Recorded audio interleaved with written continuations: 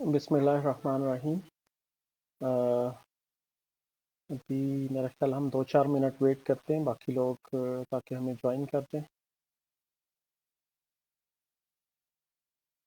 اس کے بعد ہم سٹارٹ کرتے ہیں آج کے ٹاپک کے بارے میں۔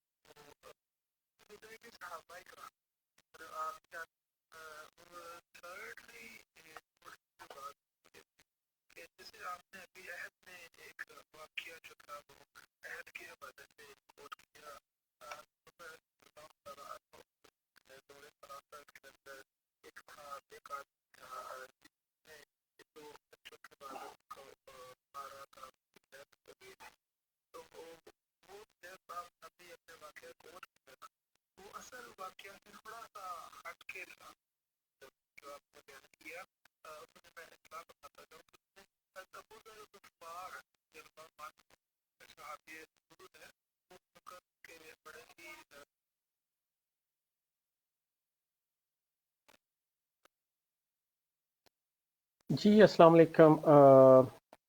آج کا ٹاپک، میں کچھ دن پہلے بس ایسے ہی بیٹھا ہوا تھا تو تھوڑا پریشانی کی حالت میں سمجھ نہیں آ رہی تھی، تو پھر میرے ذہن میں آیا کہ کیوں نہ ہم اس دفعہ بات کریں صبر کے اوپر۔ تو آج کا جو ٹاپک ہے وہ میں نے اسی مناسبت سے چنا کہ صبر اور اس کا ریوارڈ، اور اسلام میں، قرآن میں، احادیث میں صبر کے بارے میں کیا احکامات ہیں۔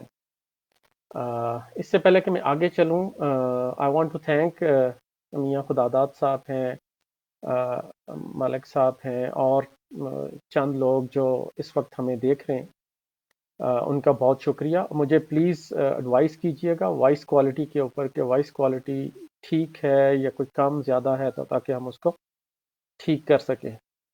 دوسرا، تھوڑی میں شکریہ ادا کرنا چاہ رہا ہوں فیضان کا۔ لاسٹ ٹائم کے لیکچر کے اوپر عہد و پیمان پہ جو ہماری بات ہو رہی تھی، امپورٹینس آف کیپنگ پرومس، اس سلسلے میں نے ایک واقعہ کوٹ کیا تھا حضرت عمر کے دور سے کہ جب ایک شخص نے قتل کر دیا دو جوان لوگوں کے والد کو، تو میرے خیال وہ جلدی میں شاید میں پورا واقعہ بیان نہیں کر پایا، تو میں نے کہا میں پہلے اس کا ذکر کرتا جاؤں۔ Thank you Faizan for pointing out, اور اس میں تھوڑی کریکشن بھی آپ نے کی کہ وہ جو صحابی تھے ابو ذر غفاری، وہ بالکل اس شخص کو نہیں جانتے تھے، اس کے باوجود اس کی انہوں نے وہ کائنڈ آف دے دی گواہی کہ ٹھیک ہے جی یہ واپس آ جائے گا۔ جب وہ واپس آئے، پھر حضرت عمر رضی اللہ عنہ نے پوچھا حضرت ابو ذر غفاری سے کہ آپ اس کو جانتے تھے؟ تو انہوں نے کہا کہ نہیں، اس شخص نے بس میری طرف دیکھا، اور دیکھنے کے بعد پھر میں اس کو نہ نہیں کر سکا، کیونکہ اس کو صرف مجھ سے ہی امید تھی کہ میں اس کی امید بدا۔ تو کٹ شارٹ، پورا ڈیٹیل میں واقعہ نہیں جاؤں گا، کیونکہ اس کے بارے میں تھینک یو فیضان نے پوائنٹ آؤٹ کیا کہ یہ ہماری میٹرک کا جو سلیبس ہے اس کے اندر بھی ہے۔ بیسیکلی سمری اس کی واقعے کی یہ تھی کہ اس شخص نے واپس آ کے یہ ثابت کیا کہ اگر وہ واپس نہ آتا تو آئندہ زندگی میں کوئی کسی کی جگہ گواہی نہ دیتا، اور کوئی شخص کسی کے لیے کسی کے اوپر اعتبار بھی نہ کرتا۔ تو یہ اس کا کرکس تھا۔ تو تھینک یو فیضان۔ اور دوسرا پوائنٹ آیا تھا کہ جی میں شاید میری سپیڈ کہیں تھوڑی سی زیادہ ہو جاتی ہے، تو میں اس کا بھی خیال رکھوں گا آج۔ صبر، جو آج کا ہمارا موضوع ہے، انگلش میں you can call it patience. اور پیشنس کے بارے میں جو مختلف قرآنی آیات آئی ہیں، مختلف صورتوں میں ذکر آیا ہے پیشنس کا، اس سلسلے میں ہم بات کریں گے. لیکن شاید یہ آج ایک سٹنگ میں میرے لیے ممکن نہ ہو کہ میں اس کے ساتھ، اس ٹاپک کے ساتھ انصاف کر سکوں. تو آج میں بیسیکلی سورہ نور سے چند آیات ہیں جس کے بارے میں بات کروں گا. پھر سورہ یوسف، جہاں حضرت یوسف علیہ السلام کے اوپر جو ان کے بھائیوں نے کیا، پھر حضرت یعقوب علیہ السلام کا ریئیکشن جو تھا اس کے اوپر، اس کے بارے میں. تو یہ دو چیزوں کے بارے میں بیسیکلی میں آج بات کروں گا. یہاں پر میں یہ ذکر کرتا جاؤں کہ جو صبر ہے بیسیکلی اس کی 3 ٹائپس ہیں. سب سے پہلی جو ٹائپ ہے صبر کی، وہ یہ ہے کہ ہم اطاعت میں صبر کرتے ہیں. جو ہمارے اوپر اللہ تعالیٰ کی طرف سے احکامات ہیں، نماز، روزہ، زکوٰۃ، حج. کئی دفعہ آپ دیکھتے ہیں کہ سردیوں کا موسم ہے، بڑا سخت موسم ہے، اور آپ کا اٹھنے کا دل نہیں کر رہا. تو یہ جو ہم عمل کرتے ہیں، اسپیشلی فجر کی نماز کے ٹائم پہ آپ اٹھتے ہیں. کچھ لوگ یو ایس کینیڈا میں رہتے ہیں، وہاں تو ایکسٹریملی کولڈ. پھر گلگت بلتستان اور اس ایریا کے جو ہمارے لوگ ہیں وہاں تو شدید سردی ہوتی ہے. اس سردی کے سخت موسم میں جو لوگ اٹھ کر اللہ تعالیٰ کی اطاعت کرتے ہیں، تو یہ بھی صبر کی پہلی فارم. دوسری جو فارم ہے صبر کی، وہ ہے کہ آپ نے اپنے آپ کو برائیوں سے بچانا. کہ آپ کو ٹیمپٹیشنز ہوتی ہیں، آپ کو میں بھی بہت ساری آفرز آ رہی ہوں، آپ دوستوں میں بیٹھے ہوئے ہیں، the people living abroad studying in West. I mean, I remember when I was in the US in Boston, so most of the people would go out for drinking party and stuff. تو اب وہ جو time ہے جہاں آپ کو everything is available, but you are restricting yourself from all those ills and odds. تو یہ وہ ریسٹرین ہے جس کے بارے میں اللہ تعالیٰ نے ذکر کیا ہے کہ یہ بھی ایک صبر کی فارم ہے، کہ آپ اپنے آپ کو گناہوں سے، برائیوں سے، زنا سے اور ہر اس بری چیز سے اجتناب کرتے ہیں، ریسٹرکٹ کرتے ہیں کہ جس کا اللہ تعالیٰ نے حکم دیا ہے. تو یہ صبر کی دوسری فارم. تیسری جو فارم ہے صبر کی، وہ ہے کہ ہمارے اوپر جب کوئی نیچرل کلیمٹی آ گئی، کوئی ڈیزاسٹر آ گیا، کوئی زلزلہ آ گیا، آج کل آپ دیکھتے ہیں پینڈیمک آ گیا. تو اس پینڈیمک میں بہت سارے لوگوں کے اوپر بہت ساری مشکلات آ گئیں. مشکلات کچھ تو فزیکل آئیں، اور کچھ مشکلات آپ کے اوپر آ گئی فائنینشیل. کچھ لوگوں کی جاب چلی گئی، کسی کا بزنس تباہ ہو گیا، کہیں کوئی جا رہا تھا اس کا ایکسیڈنٹ ہو گیا. تو اس ساری صورتحال کے ساتھ نمٹنے کے لیے، یا اس صورت میں ایک مسلمان کا، ایک مومن کا کیا رویہ ہونا چاہیے، یہ وہ صبر کی فارم ہے جس کے اوپر زیادہ میں ڈسکس کروں گا. کہ اگر آپ کے اوپر کوئی مشکل آئی، آپ کے اوپر آپ کی جو پارٹنر ہے، لائف پارٹنر ہے، اس کے اوپر مشکلات آ گئیں، اور اس مشکل ٹائم میں، اس مشکل وقت میں how do you behave, what is your response and reaction. And that's what is basically the whole idea behind today's discussion. کہ when you are faced with such a natural calamity, you are almost destroyed, you have been really working hard to achieve something, and there you go that you have been bombarded with something which is beyond your control. کیونکہ اللہ تعالیٰ نے تو جو حکم دیا ہے وہ ہمیں کوشش کرنے کے لیے دیا، اور اگر کوئی مشکل آ جائے تو پھر کیا ہے کہ ہم صبر کریں. والعصر ان الانسان لفی خسر الا الذین آمنوا وعملوا الصالحات وتواصوا بالحق وتواصوا بالصبر. تو آپ دیکھیں سورہ عصر کے اینڈ جو ہو رہا ہے، قرآن کا تقریباً اختتام ہو رہا ہے، آخری پارہ ہے. تو وہاں پر بھی اللہ تعالیٰ بار بار ذکر کر رہے ہیں کس چیز کا، کہ آپ صبر کریں جب کوئی مشکل آ جائے. پھر آپ آ جائیں سورہ لقمان میں، تو جہاں حضرت لقمان رضی اللہ عنہ، کیونکہ وہ پیغمبر نہیں تھے، تو وہ جب اپنے بیٹے کو جو ہدایات کر رہے ہیں، جو وہ باتیں بتا رہے ہیں، تو اس میں اگین وہ صبر کی تلقین کر رہے ہیں۔ اب چلتے چلتے میں آج کا جو میں نے کہا کہ ہم آج کے ٹاپک کے متعلق بات کریں گے، پھر اس کو ہم ریلیٹ کریں گے کہ آج کے سینیریو میں ہاؤ اٹ از اپلیکیبل ہمارے اوپر، اور ہمارے کیا ریئیکشنز ہونے چاہیے۔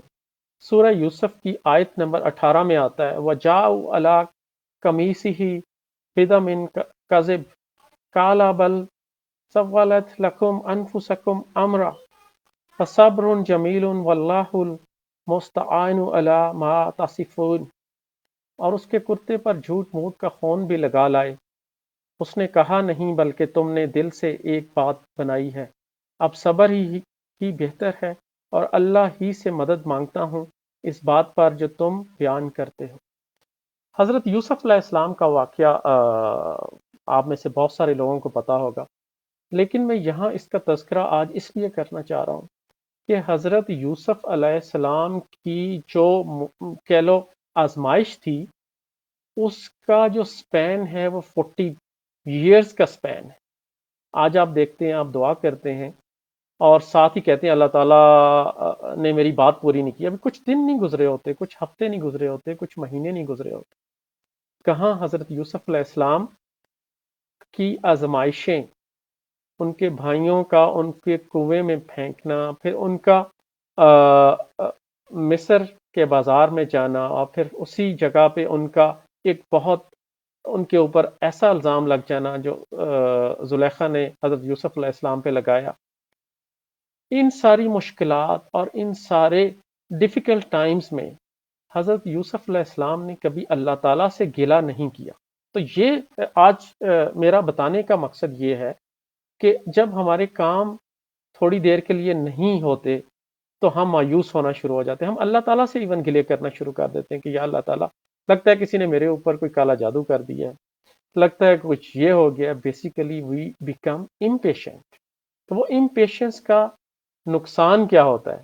اینڈ آف دا ڈے ہم صبر کرنے والوں میں نہیں رہے، اور صبر کرنے والوں کے لیے اللہ تعالیٰ نے کیا کہا کہ قیامت کے دن جو ایک خاص مقام ہوگا وہ ان لوگوں کے لیے ہوگا کہ جنہوں نے صبر کیا مختلف اوقات میں، مختلف سچویشنز میں، کہ جب ایک مشکل وقت آیا، ایک مشکل ٹائم آیا، تو وہ لوگ ثابت قدم رہے۔ ہسٹری بھری پڑی ہے کہ وہی لوگ کامیاب ہوئے جو ثابت قدمی کے ساتھ آگے چلے۔ تو حضرت یوسف علیہ السلام کے پاس جب ان کے بھائی آئے تو اس سٹیج پر حضرت یوسف علیہ السلام نے جب ذکر کیا، یہ نہیں کہا کہ تم بہت گھٹیا ہو، تم کوئی کمینے شخص ہو، نہیں، کچھ نہیں ایسے کہا، بلکہ ایسا ذکر کیا کہ مجھے ایسے لگا شاید آپ لوگ بہک گئے تھے، کیا تمہیں یوسف کا واقعہ یاد ہے؟ مطلب یہ اس انداز سے بات کی نا حضرت یوسف علیہ السلام نے اپنے بھائیوں سے۔ تو اب وہ اس کے بھائی جو تھے وہ فوراً سمجھ گئے کہ یوسف کا واقعہ یا حضرت یوسف علیہ السلام کو پتا تھا اور یا پھر اس کے بھائیوں کو پتا تھا، تو وہ فوراً پہچان گئے کہ اچھا یہ ہی پھر حضرت یوسف علیہ السلام ہے۔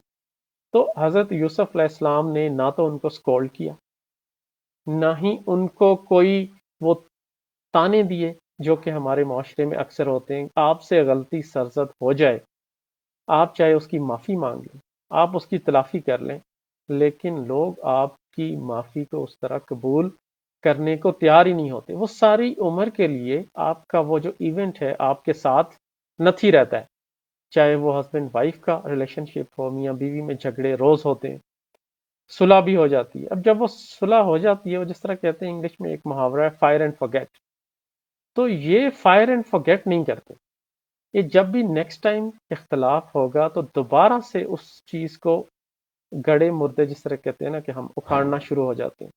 تو گڑے مردے اکھاڑنے سے ہوتا کیا ہے؟ وہ دلوں کی جو دوریاں ہیں وہ نہیں مٹتی، لیکن اللہ کے نبی نے ہمیں بہترین طریقہ بتایا۔ حضرت یعقوب علیہ السلام کے پاس جب یہ آئے تو حضرت یعقوب علیہ السلام نے یہی بات کی نا، اللہ تعالیٰ سے صبر کی دعا کی کہ یا اللہ مجھے صبر دے دے۔ حضرت یعقوب علیہ السلام کو اندازہ تو ہو گیا تھا کہ یہ جو کچھ یہ ڈرامہ کر رہے ہیں، جو کچھ ہو رہا ہے، آپ خود سوچیں اس بڑھاپے میں اولاد کی ڈیتھ کے متعلق جب ایک باپ کو پتہ چلتا ہے تو کتنا دکھ ہوا ہوگا. تو اس دکھ کے عالم میں بھی حضرت یعقوب علیہ السلام نے کوئی بہت ریئیکشن نہیں دیا. تو یہ وہ واقعات ہیں جو بیسیکلی ہمیں مسلمانوں کو it's a way of guidance کہ ہمیں زندگی میں چلنا کیسے. پھر سورہ بقرہ میں آتا ہے یا ایھا الذین آمنوا استعینوا بالصبر والصلاۃ ان اللہ مع الصابرین. اے ایمان والو صبر اور نماز سے مدد لیا کرو، بے شک اللہ صبر کرنے والوں کے ساتھ. اس کا میں تھوڑا سا تذکرہ کرتا جاؤں. میری والدہ کی ڈیتھ ہوئی 29 دسمبر 2018. یہ وہ ٹائم تھا کہ مطلب I was very attach to my mother. The grief was so deep کہ مجھے اکثر کبھی خواب میں میری والدہ آتی، کبھی میں کسی حالت میں اکیلے میں جب بیٹھتا تو اکثر وہ کہتے ہیں کہ آپ غم کی حالت میں، مشکل کی حالت میں چلے جاتے. تو اس غم سے، اس چیزوں سے نکلنے کے لیے میں بڑا سوچتا تھا. لوگ کہتے تھے یار کوئی نہیں صبر کرو، یہ کرو. ہم بھی اکثر جب وہ کوئی ایسی بات آتی ہے تو ہم کہتے ہیں کہ یار صبر کرو. وہ کہتے ہیں، میں اکثر کہتا تھا یار صبر کرنے کا کہنا آسان ہے، صبر کرنا بڑا مشکل. لیکن مجھے اپنے اس سوال کا جواب اب ملا کہ صبر کرنا مشکل نہیں ہے اگر آپ کے اندر ایمان ہے. اور ایمان کیسے آئے گا؟ جب آپ قرآن کو، احادیث کو پڑھنا شروع کرو گے اور آپ اس کو اس طرح پڑھو کہ آپ کے اندر انٹرسٹ پیدا ہو جائے، آپ کا دل کرے کہ یار اچھا میں نے اور پڑھنا ہے، میں نے اور دیکھنا ہے. جب تک وہ انٹرسٹ اور جب تک وہ آپ کے اندر خواہش اور جذبہ نہیں پیدا ہوتا نا، تو آپ کے اندر ایمان اس طرح آتا نہیں ہے. تو آپ کے اندر ایمان اس وقت آئے گا کہ جب آپ کے اندر ایک شوق اور جذبہ پیدا ہو. جب آپ اللہ تعالیٰ سے ہر نماز میں اپنی ہدایت کی بات کریں گے تو انشاءاللہ اللہ تعالیٰ آپ کے اندر وہ ایمان کا جذبہ بھی لے آئے گا اور آپ کو صبر بھی دے دے گا. مجھے یہاں پہ ایک حدیث یاد آئی. حضور صلی اللہ علیہ وسلم ایک دفعہ قبرستان سے گزر رہے تھے تو ایک عورت قبر پہ اپنے کسی پیارے کے بیٹھ کے رو رہی تھی. تو آپ نے کہا کہ صبر کرو. تو وہ آگے سے کہتی کہ تمہیں کیا پتا میں کیسے صبر کروں. اب اس عورت کو نہیں پتا تھا کہ یہ نبی کریم صلی اللہ علیہ وسلم ہے. تو حضور صلی اللہ علیہ وسلم وہاں سے گزر کے جب چلے گئے تو کوئی شخص تھا، اس نے بتایا اس عورت کو کہ آپ کو پتا ہے کہ یہ کون؟ اس نے کہا نہیں. انہوں نے کہا یہ نبی کریم صلی اللہ علیہ وسلم، محمد صلی اللہ علیہ وسلم. تو وہ عورت آئی بھاگی بھاگی آپ کے پاس اور آ کے اس نے کہا کہ سوری مجھے نہیں اندازہ تھا کہ آپ تھے. تو حضور صلی اللہ علیہ وسلم نے پھر دوبارہ اس کا ذکر کیا کہ صبر جو ہے وہ شروع سے کرو، کہ جو ہی آپ کو کوئی غم لگ گیا، کوئی چیز آپ کی بہت پیاری آپ سے چلی گئی، تو آپ نے اس ٹائم پہ صبر کرنا ہے. ہمارے نبی کریم صلی اللہ علیہ وسلم، ہم سب کو پتا ہے، بہت چھوٹی عمر میں والدہ کی ڈیتھ ہو گئی. آپ کے جو بیٹے تھے ان میں سے کوئی بھی سروائیول نہیں ہوا.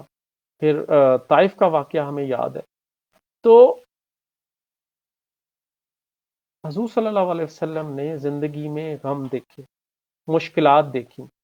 اب ان کی زندگی سے ہمیں سیکھنا یہ ہے کہ وہ کیا کہتے ہیں نا کہ مرنے والے کے ساتھ کوئی مر نہیں جاتا، لیکن ہمارے اوپر فرض یہ ہے کہ ہم اس کے لیے قرآن پڑھیں، ہم اس کی بخشش کے لیے دعا کریں. ہم وہ ایسی اگر اولاد ہیں ہم اپنے والدین کے لیے ایسے کام کریں کہ جن کا ان کو ثواب پہنچے.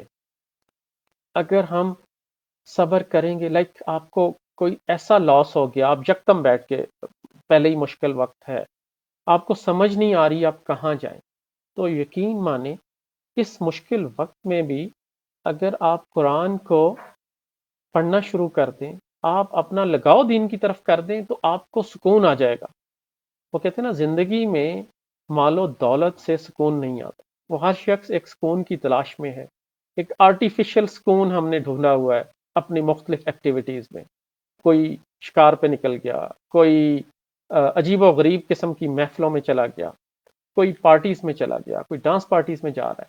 تو یہ کیا انسان ڈھونڈ کیا رہا ہے؟ ہمیں دیکھنا یہ ہے کہ یہ انسان تسکین ڈھونڈ رہا ہے، اپنے اندر کی تسکین ڈھونڈنے کے لیے مختلف جگہوں پہ جاتا ہے. لیکن اصل تسکین، اصل جو سکون جہاں پہ ملنا ہے انسان کو، وہ تو ہے ہمارے دین میں، ہمارے قرآن میں. اس کی طرف ہم نہیں آتے. تو اگر آپ اپنی زندگیوں میں پریشانیوں سے بچنا چاہتے ہیں، اپنی زندگیوں میں مشکلات سے بچنا چاہتے ہیں، تو جتنا جلدی ہو سکے آپ قرآن اور دین کی طرف آ جائیں۔ میں پچھلی 2 دفعہ بھی میرا ذکر ہوا کہ ہر اس شخص پر جو مسلمان ہے، وہ شعور رکھتا ہے، وہ قرآن کو سیکھے اور آگے سکھائے، یہ ہم پہ فرض ہے ہر اس شخص پر۔ اور جن کو اللہ تعالیٰ نے زیادہ دیا،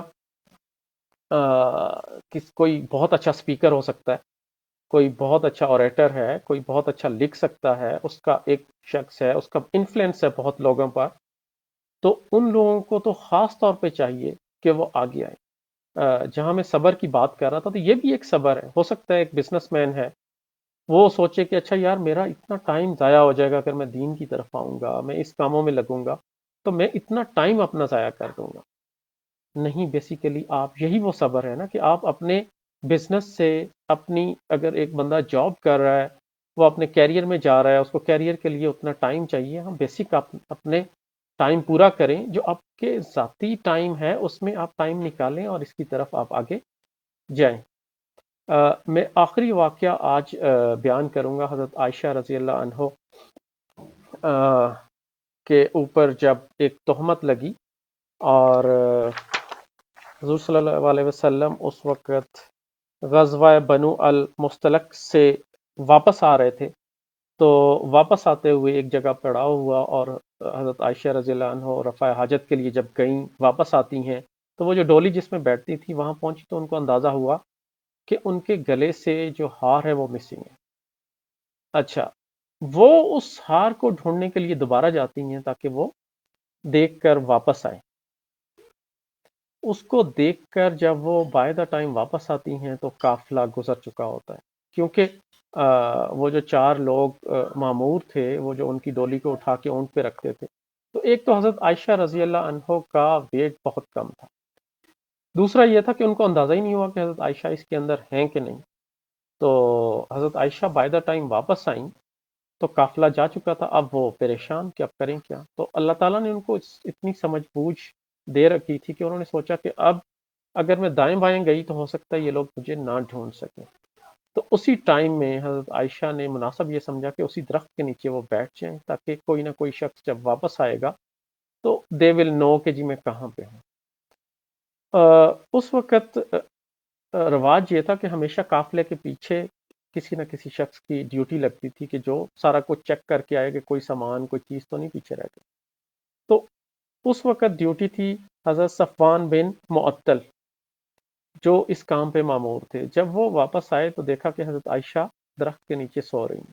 اب کیونکہ انہوں نے حضرت عائشہ کو پردے کا احکام جو کہ سورہ الاحزاب میں آیا تھا سال پہلے، اس سے پہلے انہوں نے دیکھا ہوا تھا، تو ان کو اندازہ ہو گیا کہ یہ تو بی بی عائشہ ہے، تو انہوں نے اونچا اونچا اللہ اکبر کہنا شروع کر دیا، جس سے حضرت عائشہ رضی اللہ عنہ کی آنکھ کھل گئی، اور اس نے پھر اپنا اونٹ نیچے رکھا اور اس ڈولی کو اونٹ کے اوپر رکھ کے آ گئے۔